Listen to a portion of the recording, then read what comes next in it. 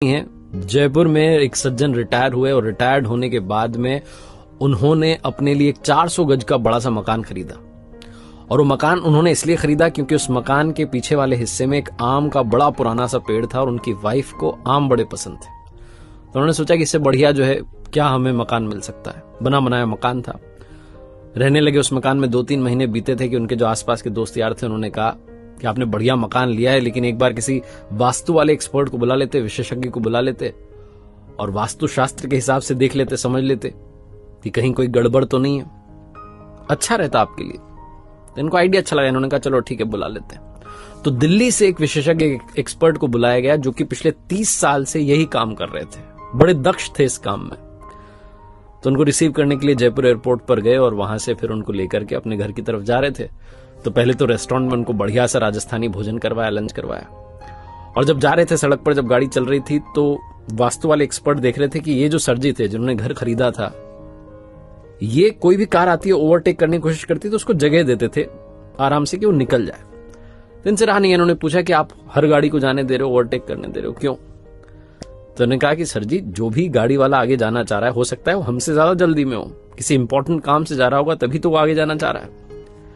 तो वास्तु वाले विशेषज्ञ एक्सपर्ट जो थे वो मुस्कुरा के रह गए। थोड़ा आगे चले तो रास्ता थोड़ा सकरा होने लगा, जैसे जैसे घर आने लगा, गलियां आने लगी और गली में एक बच्चा दौड़ता हुआ सा क्रॉस करके निकला। इन्होंने गाड़ी का ब्रेक लगा दिया और थोड़ा इत्मीनान से वहां रुक गए, देखने लगे कि कोई और तो नहीं निकल रहा। कमाल ये हुआ कि उस बच्चे के पीछे दौड़ता हुआ एक और बच्चा भाग के निकला।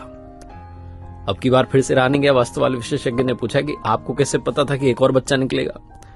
तो उन्होंने कहा कि अरे सर आपको पता हुआ ना, बचपन में हम खेलते थे तो अकेले थोड़ा ना खेलते थे, हम ऐसे मस्ती में अकेले थोड़ी दौड़ते थे, कोई ना कोई हमारे साथ खेल रहा होता था। तो मुझे लगा कि बच्चा दौड़ के गया, मतलब जरूर इसका कोई पीछा कर रहा है, बच्चा इसके साथ खेल रहा है, तो बस उसी का इंतजार कर रहा था, हमें कौन सा जल्दी है। दूसरा बच्चा निकल गया, अब हम चलते हैं आराम से। फिर से वास्तु वाले एक्सपर्ट मुस्कुराए।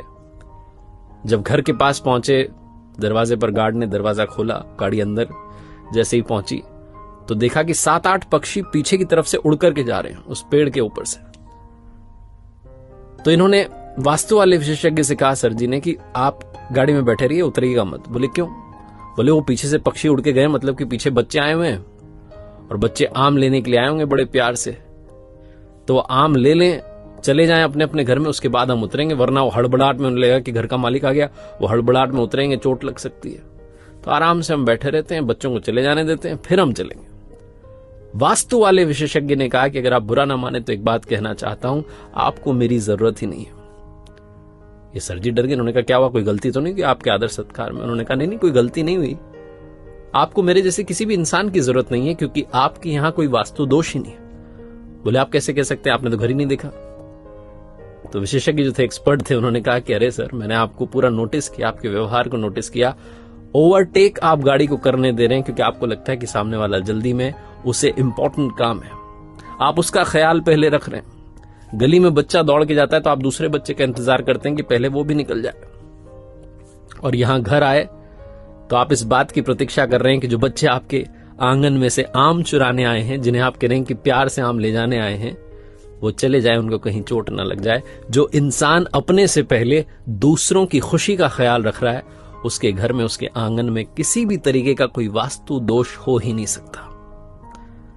इन्होंने कहा कि आप आ गए हैं तो एक बार घर में अंदर तो आइए, नाश्ता कीजिए। बड़ी छोटी सी कहानी है, लेकिन सार ये कहता है कि अगर आपके मन का भाव सच्चा है तो जीवन में आपका हर काम अच्छा है।